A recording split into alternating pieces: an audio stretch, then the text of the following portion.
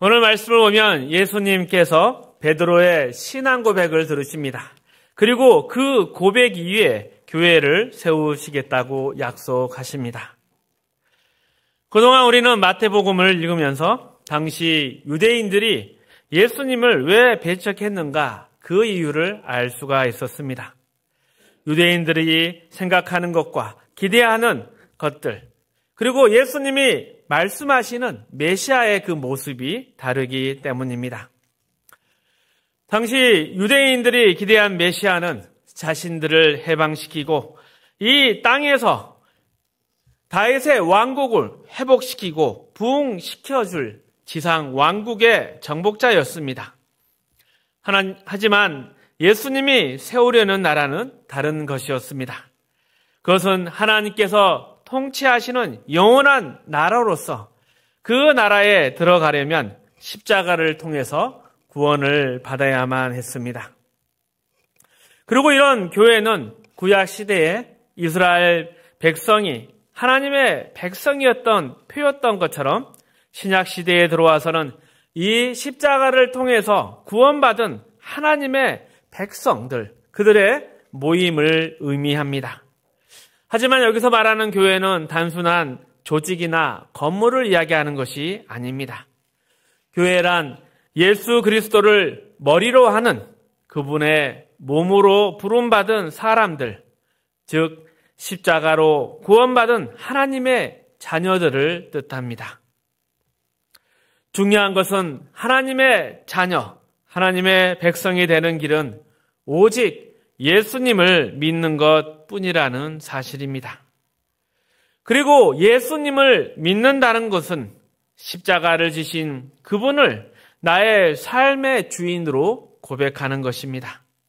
그리고 그렇게 고백하는 사람들은 이제 세상의 가치나 목적, 방법을 따라 사는 것이 아니라 하나님 나라의 가치와 목적, 방법을 따라 사는 것입니다. 갈라디아서 6장 14절 말씀입니다. 그러나 내게는 우리 주 예수 그리스도의 십자가 외에 결코 자랑할 것이 없으니 그리스도로 말미암아 세상이 나를 대하여 십자가에 못 박히고 내가 또한 세상에 대하여 그러하니라. 이 말씀을 보면 십자가가 예수님을 믿는 사람과 그렇지 않는 사람 사이에 뚜렷하게 나누는 기준이 된다는 것을 알 수 있습니다. 그런데 오늘날 우리의 신앙생활에서 가장 큰 오해는 이 십자가가 세상과 믿는 자를 구별해주는 기준이 되지 못한다는 점에 있습니다. 예수를 믿는다는 것이 십자가 예수의 뒤를 따르는 것이 아니라 마치 옛 유대인들이 기대했던 세상의 정복자처럼 오해되고 있는 것입니다. 그래서 예수를 믿으면, 교회를 다니면 모든 일이 다 잘 되고 원하는 것을 이룰 수 있다는 이런 세속적인 기대만 남아있게 되었습니다. 하지만 이것이야말로 성경, 특별히 마태복음에서 가장 강력히 경고하는 바입니다. 우리는 십자가를 지신 예수님을 주님으로 고백함으로써 세상과 다른 삶을 선택하고 살아가는 사람임을 분명히 알아야 합니다. 이 고백이 약해지면 우리의 신앙의 정체성도 잃어버리게 되는 것입니다. 고린도전서 1장 26절에서 29절 말씀 함께 읽어봅니다. 형제들아 너희를 부르심을 보라. 육체를 따라 지혜로운 자가 많지 아니하며 능한 자가 많지 아니하며 문벌 좋은 자가 많지 아니하도다. 그러나 하나님께서 세상에 미련한 것들을 택하사 지혜 있는 자들을 부끄럽게 하시려고 세상에 약한 것들을 택하사 강한 것들을 부끄럽게 하려 하시며 하나님께서 세상에 전한 것들과 멸시받는 것들과 없는 것들을 택하사 있는 것들을 폐하려 하시나니 이는 아무 육체도 하나님 앞에서 자랑하지 못하게 하려 하심이라. 하나님의 백성, 하나님의 자녀가 된 사람들은 세상의 조건이나 기준으로 선택받은 것이 아닙니다. 똑똑해서 돈이 많아서 능력이 있어서 구원받은 것이 아니라는 것입니다. 이처럼 하나님의 나라, 구원이라는 것은 시작부터가 세상과는 전혀 다른 나라입니다. 또한 30절, 31절에 이렇게 바울이 이야기합니다. 함께 읽습니다. 너희는 하나님으로부터 나서 그리스도 예수 안에 있고 예수는 하나님으로부터 나와서 우리에게 지혜와 의로움과 거룩함과 구원함이 되셨으니 기록된 바 자랑하는 자는 주 안에서 자랑하라 함과 같게 하려 함이라. 아멘. 이 하나님의 나라에서는 모든 것이 예수님 안에 있습니다.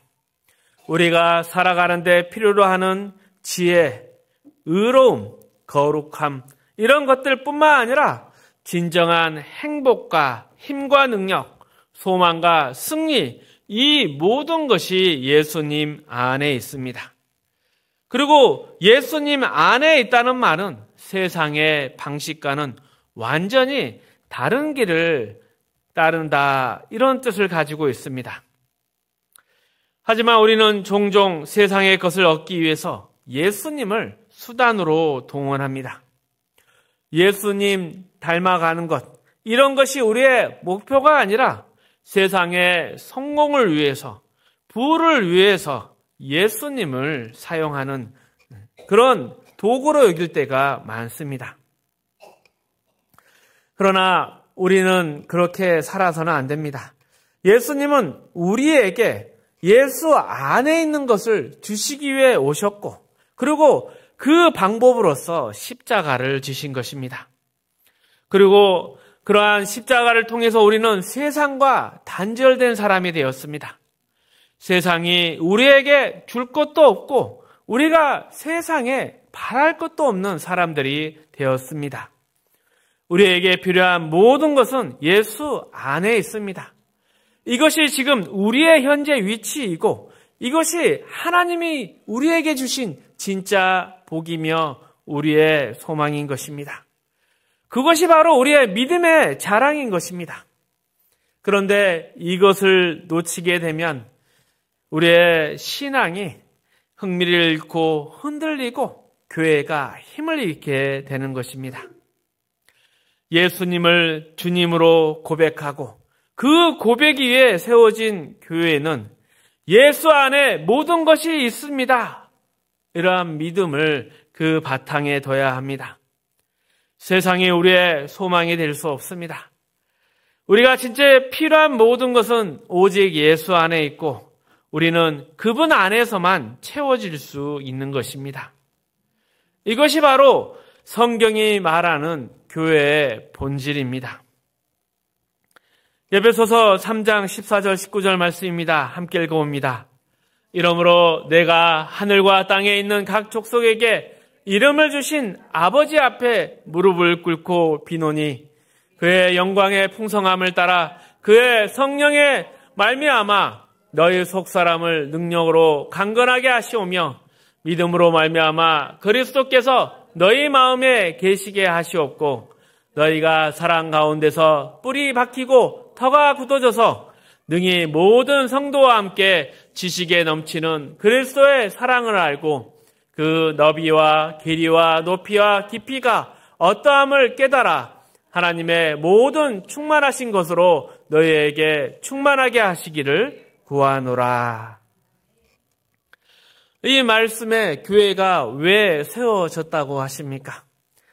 하나님이 교회를 세우신 이유는 분명합니다. 하나님께서 예수 그리스도의 십자가를 통해 구원하신 하나님의 자녀에게 하나님의 충만하신 것으로 채우기를 원하시기 때문입니다. 교회가 있어서 우리가 충만해지는 것입니다. 그리고 오직 주님의 몸된 교회만이 우리를 채울 수 있는 것입니다.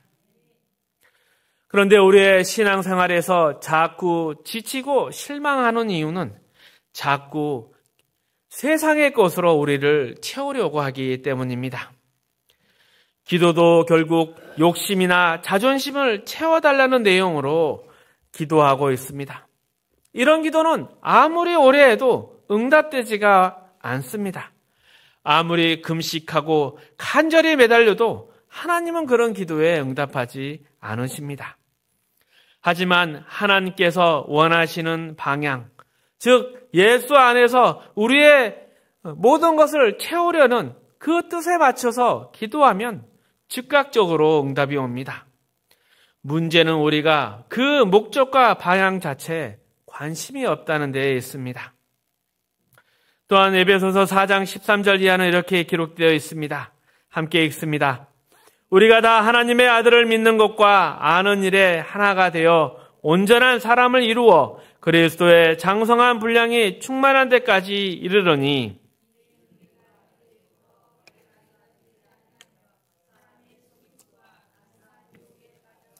온갖 교훈의 풍조에 밀려 요동하지 않게 하려 함이라. 오직 사랑 안에서 참된 것을 하여 범사에 그에게까지 자랄지라. 그는 머리니 곧 그리스도라.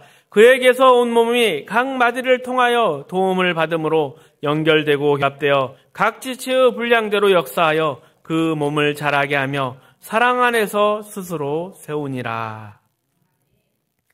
하나님께서 교회를 세우시고 예수 그리스도를 통해 구원하신 자녀들을 이곳에 모으신 것은 하나님의 충만함을 주시기 위해서입니다. 그런데 과연 우리는 그 충만함을 누리고 있습니까? 여기에 계신 대부분의 성도님들은 오랜 시간 신앙생활을 해오셨습니다. 모태 신앙이든 중간에 믿게 되었든 10년, 20년, 심지어 30년, 40년 교회 다니신 분이 많습니다. 그런데 현실을 보면 오래 믿은 사람이나 처음 믿은 사람이 차라리 더 낫다고 느껴지는 경우가 많지 않습니까? 실제로 한국교회 안에서 모태 신앙자와 새신자 사이에 갈등이 생기기도 했습니다. 막 믿은 사람들은 열정이 넘치는데 오랫동안 교회에 있던 사람들은 신앙의 모습이 그저 무덤덤하기만 했기 때문입니다. 그래서 오래 교회를 다니고 신앙생활 한다는 것이 무엇인가? 무슨 유익이 있는가? 이런 의문이 자연스럽게 생겼습니다. 이런 문제가 생긴 이유가 무엇이겠습니까? 교회가 예수님의 몸으로 부름받은 성도들을 하나님의 충만하심으로 채워가는 그 훈련을 소홀히 했기 때문입니다. 그 훈련이 빠지면 아무리 오래 믿어도 신앙이 자라나지 않고 깊어지지가 않습니다. 그러니 결국 교회가 지닌 본래의 가치, 신앙 안에서 기대한 것들을 잊어버렸기 때문에 이런 일들이 생긴 것입니다. 아무리 오래 교회를 다니고 신앙생활해도 변화와 성장이 없습니다. 그렇기 때문에 우리는 처음 믿었을 때 했던 우리의 신앙 고백이 무엇을 의미하는가 다시 돌아봐야 하는 것이고, 하나님은 그 가운데 무엇을 기대하시며 우리가 어떻게 반응하며 책임져야 하는지 분명히 깨달아야 합니다. 그렇지 않으면 이 문제는 해결되지 않고 계속 반복될 수밖에 없습니다. 골로새서 2장 1절 3절 말씀입니다. 함께 읽습니다.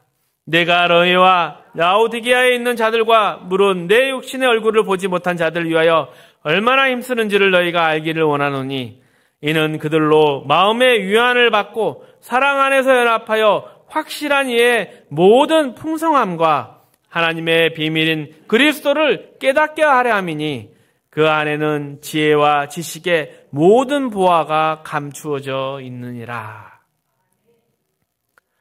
예수님 안에 모든 보화가 감추어져 있습니다. 그러나 우리는 그 보화를 캐내려고 하지 않습니다. 예수님 안에 있는 그 보화는 우리의 모든 필요를 충족시키고 우리에게 충만함을 주기 위해 예비되어 있는 것입니다. 예수님만이 우리의 지혜가 되고 의로움이 되며 우리의 모든 것이 되십니다. 그런데 이것에 대한 인식이 없거나 이것을 제대로 깨닫지 못하면 자꾸 세상의 것들을 얻으려고 합니다. 그리고 그 과정 속에서 예수님은 방법으로, 수단으로 사용하려고 합니다. 예수님, 그 안에 우리의 모든 보화가 담겨져 있는데 그 보화를 찾지 않고 내가 원하는 것을 받아내기 위해서 예수님을 사용하고 있습니다. 신앙생활에서 가장 흔한 불평이 무엇입니까? 힘든 일이 생기거나, 예를 들어보면 자녀가 수능을 보거나 직장에 들어갈 때처럼 중요한 일이 있을 때 이러한 불만이 많습니다. 기도를 분명히 열심히 하고 원하는 결과가 나오지 않으면 금방 이렇게 불평을 합니다. 하나님, 이게 뭡니까? 제가 얼마나 기도하고 헌금하고 열심히 살았습니까? 마치 하나님께 뭔가 보상을 바라고 대가를 바란 것처럼 말합니다. 하지만 하나님은 그러한 수단이 아니라 하나님만이 우리의 목적이고 내용이 되어야 하는 것입니다. 대학에 붙고 떨어지는 문제, 좋은 직장에 들어가는 문제, 이것은 세상 기준으로 보면 분명히 큰 문제지만 하나님의 나라에서는 그렇지가 않습니다. 그리고 지난 날을 잘 생각해 보면 우리는 무엇이 진짜 복인지 또 진짜 재난인지 잘 구별하지도 못할 때가 많았습니다. 우리의 신앙이 오히려 깊어진 순간들은 돌아보면 대부분 실패와 좌절, 위기와 고난 속에서 생긴 것들입니다. 그리고 또한 예수 안에 이러한 것들을 얻으려고 하는 그러한 훈련이나 노력을 놓치게 되면 우리의 신앙은 불평으로 이어지고 무관심 속에 묻히고 말게 됩니다. 결국 믿는 게 무엇인지조차 희미해지는 것이죠. 그냥 습관을 따라 교회를 나오고 엎드려 있는 것입니다. 그러다 보니 많은 사람들이 신앙을 붙잡는 것이 죽어서 천국 가는 보험처럼 여겨지고 있는 것이 우리의 현실은 아닙니까? 참으로 부끄러운 신앙입니다. 계속해서 8절에서 10절까지 말씀 함께 읽어봅니다. 누가 철학과 헛된 속임수로 너희를 사로잡을까 주의하라. 이것은 사람의 전통과 세상의 초등학문을 따름이요 그리스도를 따름이 아니니라.